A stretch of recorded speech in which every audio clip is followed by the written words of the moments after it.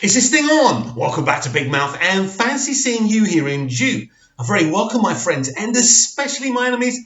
Come in, sit down, no touching. I don't do the touching. No debate. I just don't. So welcome to my Krypton review.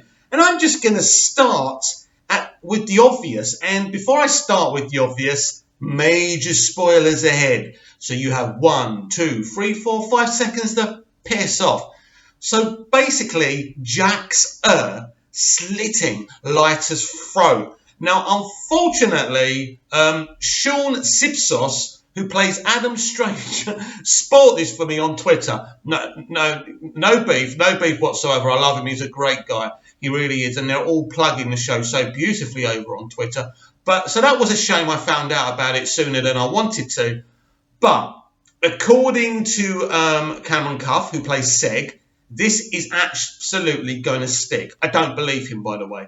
I do not believe him. So what's my theory? How did Jax... by the way, Amanda Waddingham, right, or Waddington, or however you spell her surname, or say her surname, is the performer of the week from any show, as far as I'm concerned. Her portrayal and performance of Jax, especially this week, but I'm not saying the other weeks weren't good, because they were. But this was special. And this is a gender swap. I can absolutely say, wow. From the first moment she was cast, she's such a good actor. And she's really, the only other person I remember playing Jax is Mark LeClaire, who played Jimmy Olsen in the Christopher Reeve Superman movies. And he was quite good in Smallville. He played Jax in an episode for a short time. But this is a performance, and writing and dialogue. You really saw this woman is a warrior who makes cold-hearted decisions to win. She's really going up against Zod, and she's as clever as him. And I like that. I like when they're asking her to surrender, and you know she's going to start shooting the soldiers. I thought maybe that's how Leiter is going to die. But we saw it. We saw her throat slit. So how can they undo this if they are lying about this sticking? Well, in the wall, they saw the heat signatures, right? So all those people that Zod put in there, those ordinary prisoners, right, in the suits to kind of, it was a part of the trap to get Leiter back, but to still be able to fight the rebels.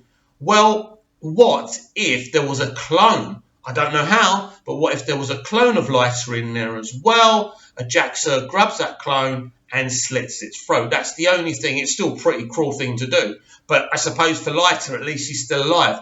That's my theory. That's what I think. I really like this episode. The Dev and Janus scenes are so good. It was great to see Seg and Jaina and Dev together. And it was really funny when Brainiac was telling him who to shoot at. And they were just like, what?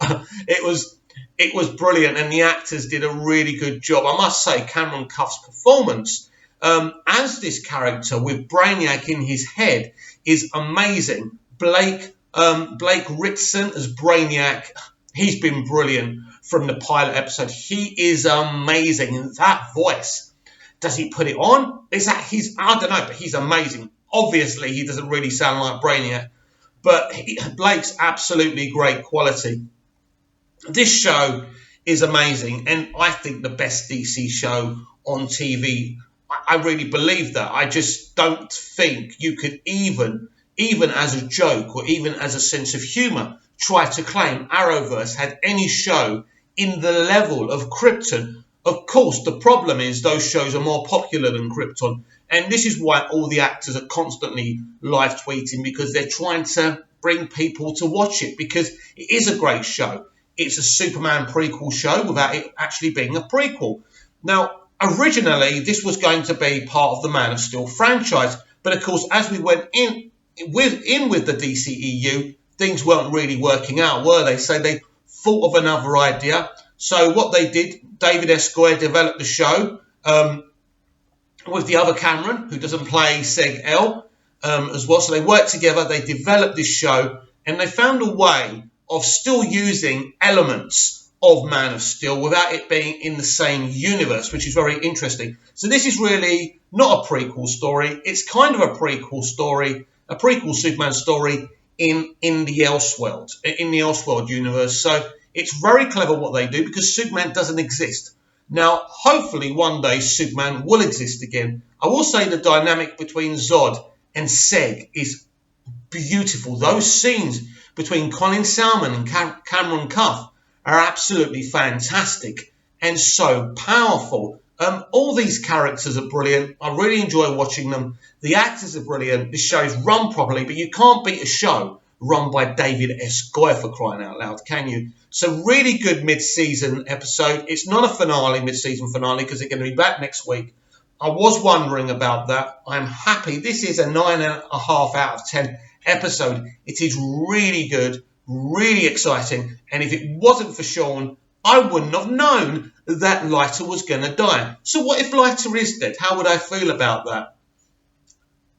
I'd be a bit disappointed. I'd be a bit disappointed because she's from the pilot. She's gone through this brilliant journey so far this year. So just to kill her off like that, it's shock value. I would be a little disappointed. I'd say great twist because nobody ever saw that coming. But if she's really dead, I think if I was the actor, I would feel a bit robbed. I mean, it is the acting game, isn't it? 1 minute you've got a job, then you haven't. But hey, who knows? She could actually be dead because that's what they're saying. But we know that showrunners and actors lie all the time. So what did you do? Go comment down below. Give me a rating for this episode and for the season so far. I think it's brilliant. 9.5 out of 10.